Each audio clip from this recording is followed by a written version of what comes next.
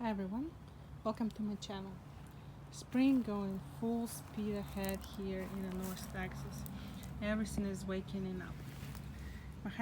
My hyacinths didn't do too well this spring. I think it's because that cold that we got, so I have only one that was blooming this spring. Lots of perennials started waking up on my flower border, like this one, small ones. This is a black-eyed Susan. These green ones, it's some kind of sage. It's a light blue color. This tall one, it's Gladiolus Bulbs. I'm kind of surprised that they're coming out already. I guess I need to get more Gladiolus bulbs and plant them in the ground. I guess it's our weather right now. During the day we got 60s and 70s, and night is a high 40s. So yes, spring is here. These little guys, it's a lilies, and they're coming out from underground, and kind of they look like, to me, they look like little lilies, kind of like water lilies. Their petals, leaves look like that. So beautiful. Another time I was looking distance in my flowers, like here's a black-eyed Susan, and then about another foot it's a lily bulb, and I'm like, wow, whole foot. Looks like lots of distance right now, but all these flowers will be filling up. And after lilies I have phlox. So all plants that look like this is a phlox, and I have some places 2 or 3 rolls of phlox. Phlox is one of my favorite flowers grown here because they're blooming for me 3-4 months in kind of summer and in the fall. Snapdragon started filling up with their beautiful blooms. I love it. And that yellow one in the end, it's a pansy. The more I see, the more yellow is it popping. And I'm like, man, that yellow is just taking all attention, doesn't it? This green one is a Shasta Daisy. I have trouble with growing daisy. I don't know, for some reason it's hard for them blooming here. They almost kind of don't bloom for me. I don't know what's going on. Weather, I know soil, I do amendment soil and I do fertilizer, but they don't do too well for me for some reason. This is peony that I was replanting in the winter here in this flower bed. This is the strongest root that I plant. Now this little guy, it's one of the weakest root. It's only one flower. I don't see another one yet, but I'm sure they will coming out. And this one, dark red one, is a peony, one of the oldest one. They're already been here. So this one, they're taking their time to come out because they're kind of in more shade than this big one guy. This one and this one is azaleas that survived our winter. I think it survived because it was protected by a house from north side. So this is the only 2 that survive. And these pansies still going. So with all these perennials that's coming out right now, it's a time to fertilize. Oh my gosh, I hope so. I have here border of what's called China fringe, Chinese fringe. I hope they're coming back because my goodness, they look so brown. I still watering them and fertilizing them. I hope they're coming back. It's a lots of shrubs to be changed. So it's time to fertilize. Now, does all plants need to be fed, give a fertilizer? Very quickly answer is no, but you don't have to add fertilizer if you added organic matter such as compost before you planting your plants, or after adding them in the spring or in the fall. That's kind of fitting too. So yes, if you have plenty of organic matter, or if you add compost every year, you don't have to do this. But mostly my flower beds don't get homemade compost every year, so that's why I kind of adding fertilizer. I also adding mulch of leaves in the fall, and to break down those leaves, fertilizer kind of help a little bit too.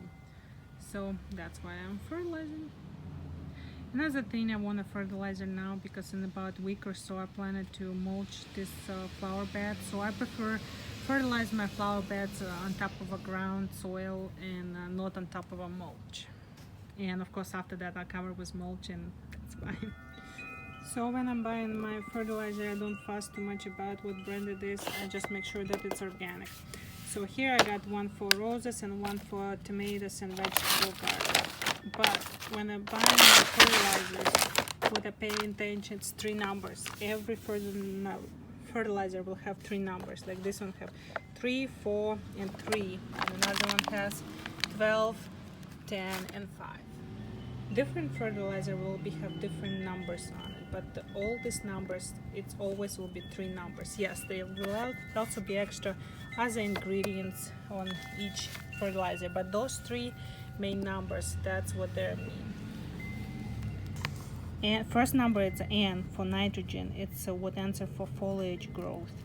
Second number, it's a P, phosphorus. It's for root, flowers, buds development, which is flower development. And last one, it's a potassium, K, overall plant health. That's what help plants kind of don't get sick, don't have diseases. That's what it is.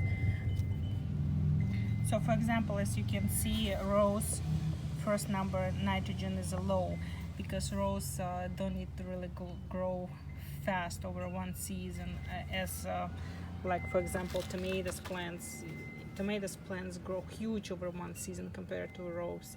They have to push basically from the ground and up and give its fruits. So that's why usually for vegetables and annuals, first number nitrogen is preferably to have high. Grass same way, you want to have first number nitrogen be high, because that's mainly what grass is about, it's a leaves, so first number will be high. So since our growing season here is about 9 months, I fertilize in my plants, my flowers, my shrubs, my trees about 3 times in a year. I fertilize right now in the spring when everything waking up, then I fertilize in the middle of the summer, and then in the fall. Now I do not use this measurement system that fertilizer company gave it to me, because I think it's a lot, and because I fertilize 3 times a year, I'll do much smaller dosage. I do in about half. And for example, if I think they need a little bit more, I give them a little bit more. With fertilizer, you have to be careful, even with organic one.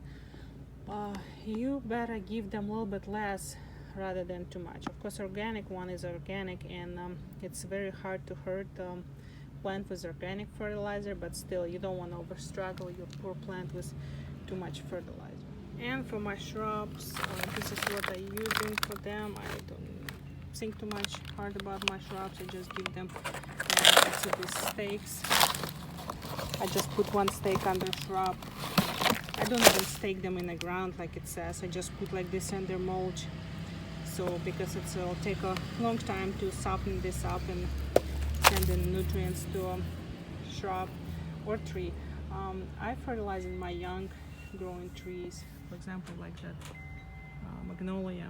I have some story about that magnolia I need to do a video about, but yeah, magnolia, to my magnolia I give about right now 1 stick and then 1 stick in a pot. Now each fertilizer will be look a little bit different. Look at this one, it's have colorful pellets. It has some blue and brown and white, and this one, this has all the way brown. Now this is the way I fertilize. I take some fertilizer in my hand, make sure you have gloves, and just spray around the perennial.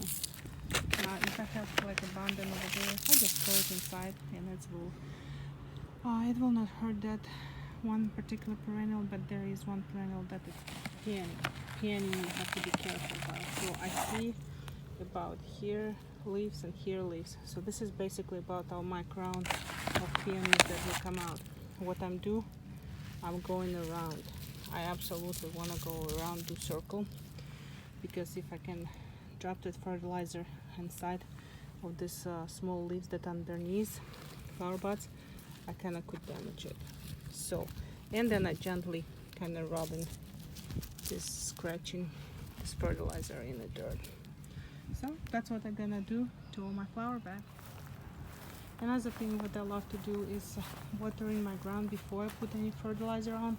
I did yesterday very good watering, so my soil is wet, and I will, after I put fertilizer on the ground, I will water it. Well, it's a very warm day, so thank you for watching my video. Have an excellent day and see you next time. Bye.